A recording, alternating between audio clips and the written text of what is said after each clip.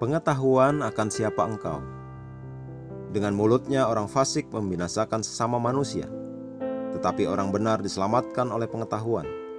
Amsal 11 ayat 9. Bayangkan engkau membawa dan bermain dengan anak tetanggamu yang berusia 1 atau 2 tahun, dan tiba-tiba dia menggigit tanganmu. Engkau melihat luka gigitan itu, tetapi engkau menganggapnya tidak masalah, karena dia hanya seorang anak. Kemudian sambil berjalan pergi, seseorang berjalan ke arahmu dan berkata, "Tadi aku melihat anak itu menggigitmu. Apakah kamu sudah tahu bahwa anak itu positif HIV?"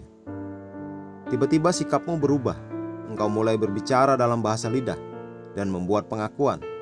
Dalam pikiranmu engkau telah menempatkan imanmu untuk bekerja. Padahal sebenarnya sesungguhnya engkau telah menunjukkan kurangnya pemahamanmu tentang siapa engkau di dalam Kristus. Tuhan tidak ingin engkau berada pada tingkat itu. Jika saja engkau memiliki pengetahuan tentang Allah dan mengenali apa yang engkau miliki dalam dirimu dan siapa engkau di dalam Kristus, engkau akan tetap tenang, meskipun ada informasi baru tentang anak itu. Inilah yang diketahui oleh Rasul Paulus yang membuatnya begitu berbeda. Dalam Kisah Para Rasul 28 ayat 3-6, ular yang menggigit Paulus adalah ular berbisa, dan mereka yang ada di sekitarnya mengawasinya, mengharapkan dia membengkak dan mati di sana. Tapi mereka heran melihat Paulus tidak menderita sesuatu. Dia bahkan tidak memperhatikannya. Alkitab mengatakan dia mengibaskan ular itu ke dalam api dan melanjutkan membahas Injil. Haleluya. Seseorang mungkin berkata, "Oh, jika saja aku memiliki jenis iman seperti yang Paulus miliki." Tidak, itu bukan iman yang Paulus tunjukkan. Itu adalah cara kerja dari pengetahuannya tentang Tuhan. Dia mengetahui siapa Yesus yang disebut Kristus. Dalam Markus 16 ayat 17-18, Yesus berkata, "Dan tanda-tanda ini akan menyertai orang-orang yang percaya. Sekalipun mereka minum racun maut, mereka tidak akan mendapat celaka. Jika ada zat beracun yang pernah masuk ke dalam tubuhmu, baik secara tidak sengaja ataupun sengaja, itu tidak akan berpengaruh padamu." Apa yang kau butuhkan adalah pengetahuan yang akurat dan memadai tentang firman Allah. Inilah yang meletakkanmu di atas kehidupan.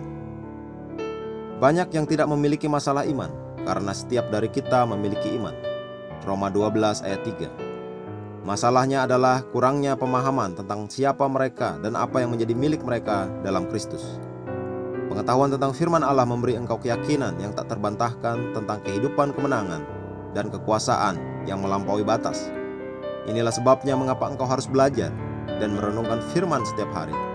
Karena melalui pengetahuan, seperti yang dibaca di dalam ayat tema kita, engkau pasti akan dibawa sampai kepada engkau menemukan warisanmu. Mari kita berdoa. Bapa terkasih, terima kasih atas dampak firman-Mu dalam hidupku.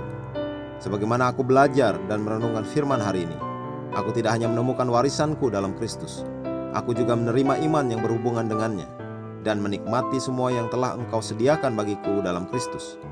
Aku memerintah dalam hidup melalui firman-Mu, menang, unggul dan berhasil mengatasi tantangan kehidupan melalui firman. Dalam nama Yesus, amin.